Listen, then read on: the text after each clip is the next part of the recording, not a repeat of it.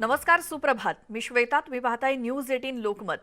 सकाळच्या बातम्यांमध्ये तुमचं स्वागत. सुरुवातीला बातमी अर्थातच आर्यन खान संदर्भातली. आर्यन खानच्या जामीन अर्जावरती आज पुन्हा सुनावणी होणार आहे. काल आर्यनच्या जामीन अर्जावर जोरदार युक्तिवाद करण्यात आले. कोर्टानं दोन्ही बाजूचा युक्तिवाद ऐकून घेतला आणि आज त्यावरती सुनावणी करणार असल्याचं म्हटलंय. आर्यन खानच्या बाजूनं भारताचे माजी अटॉर्नी जनरल मुकुल रोहतगी यांनी बाजू मांडली, तर अमित देसाई यांनी अचित आणि आर्यन मधील जे एनसीबीनं चॅटचे पुरावे म्हणून वापरले त्या चॅटबद्दल सुद्धा युक्तिवाद केला. काल दोन्हीकडच्या वकिलांनी जबरदस्त युक्तिवाद केल्यानंतर आज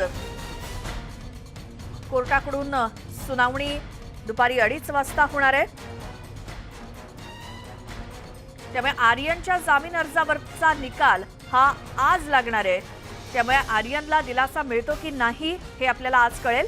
आज दुपारी साधारण 2:30 वाजल्यानंतर या प्रकरणाची सुनावणी सुरू होईल. काल दोन्ही बाजूच्या वकिलांनी जबरदस्त असा युक्तिवाद करून झालेला आहे.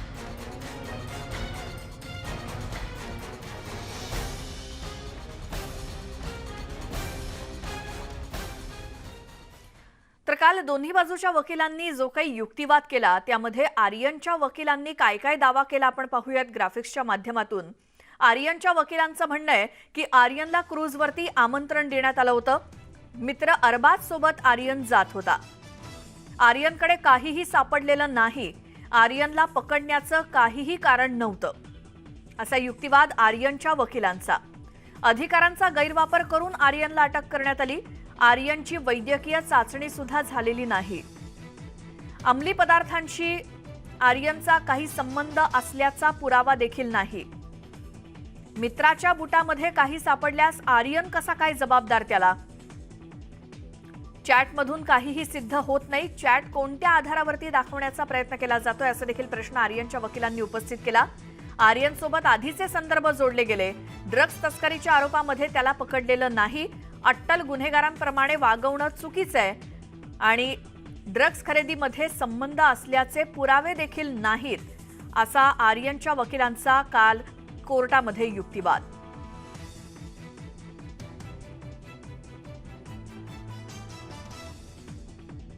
आमचं नेमकं म्हणणं असं आहे का त्याला हे जे त्याचं बेल ॲप्लिकेशन एवढं लवकर सर्क्युलेशन देऊन ऐकण्यात जे कोर्टाने संधी दिलेली आहे, इतर जे आरोपी आहेत ज्यांची बेल ॲप्लिकेशन पेंडिंग आहेत त्यांना सर्क्युलेशन देऊन त्यांनाही कशी म्हणजे हे देण्यात यावी फॅसिलिटी का त्यांचंही ऐकण्यात यावं. सध्या आता आमचं आर्ग्युमेंट पेंडिंग आहे, कारण जोपर्यंत आरोपीचे आर्ग्युमेंट्स होत नाही तोपर्यंत आमचं ऐकलं जाणार नाही. आरोपीचे जे आहेत त्यांचे आर्ग्युमेंट संपल्यानंतर आमचा आर्ग्युमेंट होणार. आजचा युक्तिवाद सिनियर काउन्सिल मुकुल रोहतगी सरांनी चालू केला होता. त्यांचा युक्तिवाद आर्यन खानसाठी होता आणि तो संपल्यानंतर सिनियर काउन्सिल अमित देसाई सरांनी अरबाज मर्चंटसाठी युक्तिवाद पुढे सुरू केला होता. तो पाठड झाल्यानंतर कोर्टाने ते मॅटर उद्यावरती आता पोस्टपोन केलेला आहे. आमच्या केसला बाधक ठरू शकत नाही, कारण ज्या वेळेला त्यांनी असे युक्तिवाद केला होता की अरबाजशी आमचा काही संबंध नाही, त्यावेळेला त्यांचा फक्त जे अलेज 6 ग्राम्स ऑफ चरस जे काही अरबाजकडनं मिळालं असं एनसीबीचं म्हणणं आहे, त्या 6 ग्राम्सशी ह्याचा काही संबंध नाही असं म्हणण्यात आलं होतं.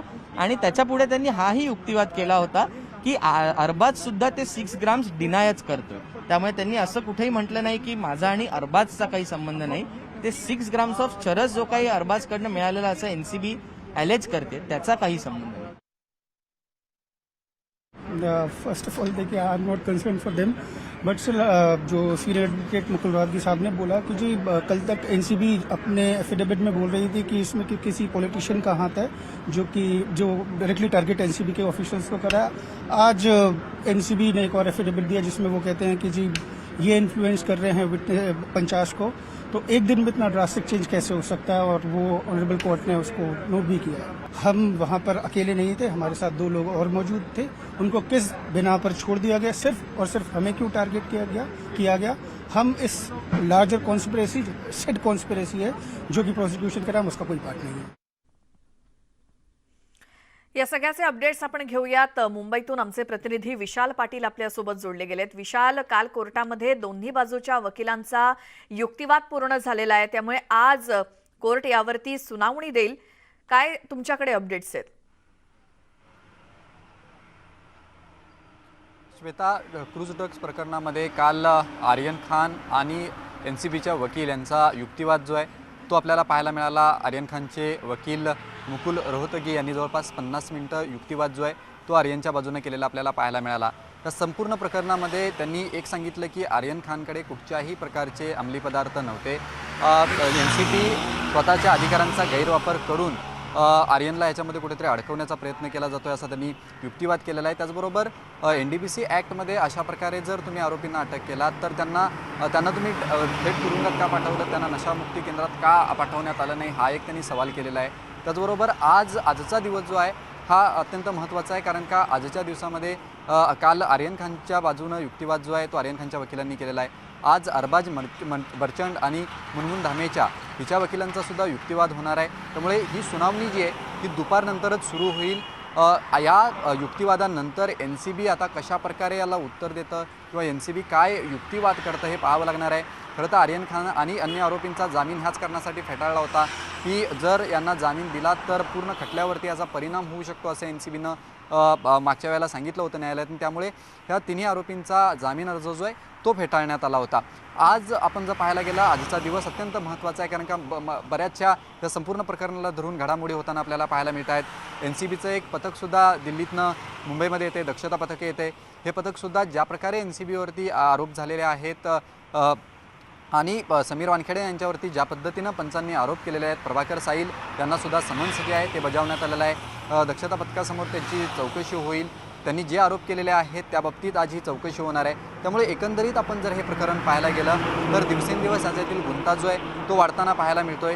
काल या सगळ्या प्रकरणाला एक राजकीय स्वरूप जे आहे ते येताना आपल्याला पाहायला मिळतं आहे. राष्ट्रवादीचे नेते आणि मंत्री नवाब मलिक या सर्व प्रकरणाला धरून समीर वानखेडेंच्या बाबतीत आक्रमक झालेले आपल्याला पाहायला मिळतात. काल आर्यन खान यांच्या वकिलांनी एक न्यायालयात बाजू स्पष्ट केली ती म्हणजे की आर्यन खानचे कोणत्याही राजकीय व्यक्तीशी संबंध नाही आहेत आणि ज्या पद्धतीने याला एक राजकीय वळण चाललं आहे त्यामुळे हे प्रकरण आम्हाला किचकट करायचं नाही आहे. आर्यन खानचे कुठच्याही व्यक्तीबरोबर राजकीय संबंध नाहीत असं त्यांनी स्पष्ट केलेलं आहे. त्यामुळे आता ह्या प्रकरणावरती कशाप्रकारे एक परिणाम होतो हे पाहावं लागणार आहे. आजचा दिवस हा तिन्ही आरोपींसाठी महत्त्वाचा असणार आहे. आज जर युक्तिवाद झाला तर कशाप्रकारे निर्णय येतो हे पाहावं लागणार. आज आर्यन खानला दिलासा मिळतो का, त्याला जामीन मिळतो का हे पाहावं लागणार आहे. त्याचबरोबर आजच्या दिवसात आपण जर पाहायला गेलं तर समीर वानखेडेसुद्धा काल दिल्लीवरून रात्री मुंबईत परतलेले आहेत. ते न्यायालयात उपस्थित राहतात का, त्यांच्याकडून काही अधिकची माहिती न्यायालयात दिली जाते का हे सुद्धा पाहावं लागणार आहे. आणि NCBकडून कशाप्रकारे युक्तिवाद केला जातो, काय ह्या आरोपींच्या विरोधात पुरावे दिले जातात हे पाहावं लागणार आहे. कारण का NCBनं याच्या आधी व्हॉट्सॲप चॅट्स आणि काही ड्रग्ज पेडलर यांना जे ते पकडण्यात आलं होतं आणि तेच पुरावे जे आहेत हे न्यायालयात सादर केले होते. आज त्या बाबतीत ज्या प्रकारे आर्यन खान यांचे वकील यांनी युक्तिवाद केलेला आहे, हा युक्तिवाद कशाप्रकारे NCB खोडून काढतं हे पाहावं लागणार आहे. श्वेता जी, विशाल, आणि आता आर्यन खानच्या जामीन अर्जावरती आज सुनावणी होईलच, मात्र यामध्ये 2 जणांना काल जो जामीन मिळाला त्याचा सुनावणीवरती परिणाम होण्याची शक्यता जी वर्तवली जाते तो परिणाम काय होऊ शकतो?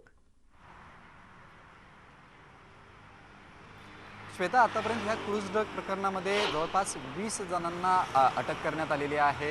त्याच्यातील 2 जणांना आता जामीनसुद्धा मिळालेला आहे. त्यामुळे या सगळ्या जामिनाचा फायदा जो आहे तो आर्यन खान आणि अन्य आरोपींना होतो का हे पाहावं लागणार आहे. कारण काय ह्याचा जर फायदा झाला तर कुठेतरी या प्रकरणाला एक वेगळं वळणसुद्धा आपल्याला जे ते मिळू शकतं. याचा आधार जो आहे ते आज आरोपींचे वकील जे आहेत ते घेऊ शकतात की या आरोपींना जामीन मिळालेला आहे तर त्याचे संदर्भ जे आहेत हे न्यायालयात समोर आरोपींचे वकील करू शकतात. मात्र NCB कशाप्रकारे ह्या तिन्ही आरोपींच्या बाबतीत युक्तिवाद करतं हे पाहावं लागणार आहे. कारण का पहिल्या दिवसापासूनच NCBनं या तिन्ही आरोपींना जामीन मिळून याच्यासाठी पूर्ण प्रयत्न केलेले आपल्याला पाहायला मिळत आहेत. युक्तिवाद जो आहे तो केलेला पाहायला मिळतोय. कुठेतरी जामिनाला विरोध करताना NCB जी आहे ती सातत्यानं आपल्याला पाहायला मिळते. आजच्या दिवशी जर याचा संदर्भ आला, जे 2 आरोपींना जामीन मिळालेला आहे, या जामिनांचा जर संदर्भ आला तर त्या बाबतीत NCBचे वकील कशाप्रकारे याला युक्तिवाद करतात आणि जामिनाला विरोध करतात हे पाहावं लागणार आहे. श्वेता जी, विशाल, धन्यवाद या सगळ्या माहितीसाठी. त्यामुळे आज जामीन अर्जावरती सुनावणी होणार आहे. युक्तिवाद काल झालेला आहे आणि आज देखील कोर्टामध्ये काय काय घडतं या सगळ्या संदर्भातले अपडेट सुद्धा आपण आज संपूर्ण दिवसभरात घेऊयात. सगळ्या बारीक सारीक घडामोडींकडे आपलं असंच लक्ष राहीलच.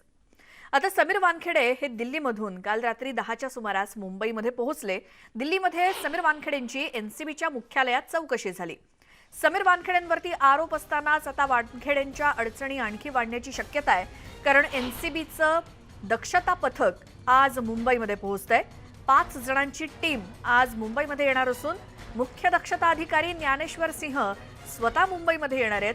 हे पथक समीर वानखेडे यांची सोशल मीडियावरील प्रतिज्ञापत्रासंदर्भातली तपासणी करणार आहेत. तसंच साक्षीदार साईल प्रभाकर याची देखील चौकशी केली जाणार आहे.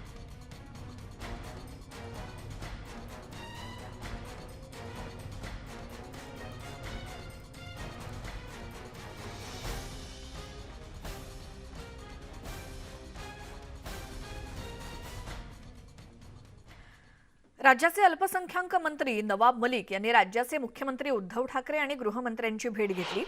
आणि यावेळी एनसीबीच्या कारवाया म्हणजे हा फिल्म इंडस्ट्रीला बदनाम करण्याचा डाव असल्याचं नवाब मलिक म्हणाले. या प्रकरणी मुख्यमंत्री पंतप्रधानांना पत्र लिहिणार असल्याचं देखील त्यांनी सांगितलं. तर दुसरीकडे पंचांनी धक्कादायक प्रकार समोर आणल्यानं क्रूज पार्टी प्रकरणाची एसआयटी चौकशी व्हावी अशी मागणी मलिकांनी गृहमंत्र्यांकडे केली आहे.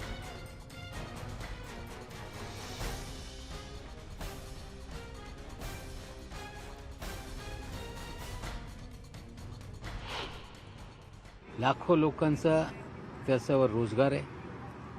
बॉलिवूड या देशातली राज्यातली संस्कृती जगभर पोहोचवत आहे. देशातल्या जे GDP आहे त्याच्यातला 3-4% वाटा आहे. जर या पद्धतीने या इंडस्ट्रीला बदनाम करण्याचं काम झाला, याचा परिणाम नुसता हे 5-10 अभिनेते यांच्यावर होणार नाही. लाखो लोकांचा रोजगार याच्यातून आहे. देशातली संस्कृती पुढे जाते. आणि ही जर बदनाम झाली, मुंबई बदनाम झालं, तर हे देशाचं पण नुकसान आहे. मुख्यमंत्री महोदयांनी सांगितलेलं आहे की या बाबतीत मी पंतप्रधानांना पत्र लिहिणार आहे. एक महत्त्वाची बातमी आहे. काँग्रेसच्या माजी खासदार प्रिया दत्त यांनी देखील बॉलिवूडला टार्गेट केलं जात असल्याचा आरोप केलाय. खुलेआम रस्त्यावरती काही लोक ड्रग्ज घेतात, त्याकडे दुर्लक्ष केलं जातं, पण बॉलिवूडमधल्या लोकांच्या छोट्या गोष्टी सुद्धा मोठ्या करून दाखवल्या जातात असं म्हणत त्यांनी बॉलिवूडला बदनाम केलं जात असल्याचा आरोप केलाय. माजी खासदार प्रिया दत्त यांनी आरोप केलाय बॉलिवूडला सॉफ्ट टार्गेट बनवलं गेलंय. रस्त्यावरती जे ड्रग्ज घेतात त्याकडे कोण लक्ष देणार, प्रसिद्धीचा गैरफायदा घेतला जातो असा आरोप माजी खासदार प्रिया दत्त यांनी केलाय. ड्रग्ज व्यतिरिक्त सुद्धा राज्यात अनेक महत्त्वाचे मुद्दे आहेत असंही प्रिया दत्त म्हणाले.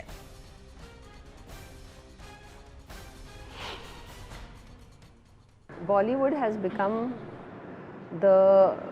anything that is a talk with Bollywood gets the biggest TRPs today. Okay? You catch a kid on the street who's a drug addict, कौन बात करेगा उसके बारे में? Who will talk about this beggar on the road who is taking drugs right in front of my eyes? Police उसको पकड़ के ले जाएगी. Will it become news? It won't. You know, so these things happen unfortunately, and I just always believe that this too shall pass, and that's unfortunate price to pay when you're a famous person. He's saying addiction is a disease. It's not crime. A person is a victim if he's like and he needs to be treated. How many rehab centers do we have in our country? Okay. What are we doing for that? In Punjab, you have seen every second person in a family is an addict. What are we doing for that? So all these things are something which can be discussed all day and can go on for hours. We need to do something concrete because, we make drug busts, we make huge, drug halls. But कहाँ से आ रहे हैं वो? Who is the kingpin? How has it landed into our country? There should be a trail of that, na? यासोबतच सकाळच्या बातम्यांमध्ये आपण एक छोटासा ब्रेक घेऊन लगेच परत येऊयात. पाहत राहा न्यूज 18 लोकमत.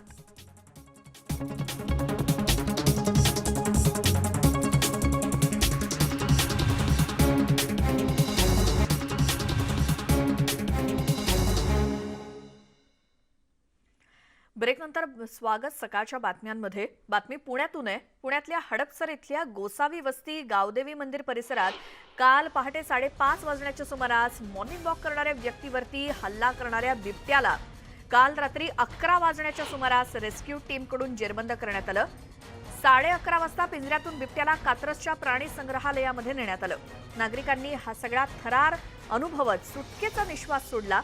वनविभागाचे अधिकारी, कर्मचारी, रेस्क्यू टीम आणि पोलीस अधिकारी, कर्मचारी तसंच स्थानिक तरुणांच्या सहकार्यानं रेस्क्यू टीमनं चोहोबाजूंनी जाळी लावण्याचं काम करून बिबट्याला गनच्या साह्यानं 3 इंजेक्शन्स मारून बेशुद्ध केलं. त्यानंतर बिबट्याला जेरबंद करून ओढून बाहेर काढण्यात आलं. बोळ अतिशय अरुंद असल्यामुळे टीमला मोठी कसरत करावी लागली आणि बघ्यांची गर्दी सुद्धा यावेळी मोठ्या प्रमाणात होती. आमचे प्रतिनिधी चंद्रकांत फुंदे पुण्यातून आपल्यासोबत फोनलाईनवरती आहेत. चंद्रकांत, पहाटेपासून अगदी रात्री उशिरापर्यंत या परिसरातल्या नागरिकांनी श्वास रोखून धरला असेल अक्षरशः की या बिबट्याचं पुढे काय होतं, कसा संपूर्ण थरार रंगला? जेव्हा आपल्याला कुठल्याही नागरी वस्तीमध्ये बिबट्या घुसतं अशी बातमी कळते, तेव्हा त्या भागातल्या परिसरातील लोकांचं काय होत असेल याची आपण कल्पना करू शकत नाही. पण अशा भीतीदायक वातावरणाचे तब्बल 12 तास ही सगळी लोक जगली तिथं. कारण तो बिबट्या तिथंच होता, सर्वांना माहिती होतं, पण तो सापडत नव्हतं. अखेर रात्री 8 वाजता लोकेशन ट्रेस झालं. तो एका पळून जाण्याच्या प्रयत्नामध्ये एका 2 घरांच्या अरुंद बोळीत जाऊन तो फसला होता.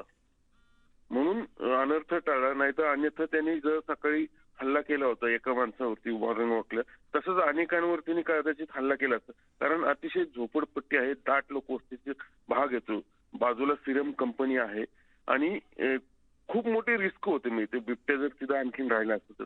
पण सुद्धा तो रात्री ट्रेस झाला. नंतर कात्रजची रेस्क्यू टीम बोलवली, त्याला डॉट मारून बेशुद्ध केलं. तरी त्याला काढताना किती त्रास होता वन विभागाच्या कर्मचाऱ्यांना आपण ते व्हिज्युअल मध्ये सहज पाहू शकतो. कारण अतिशय अरुंद बोळ होते, त्याला अक्षरशः ओढून काढावं लागलं बांधून.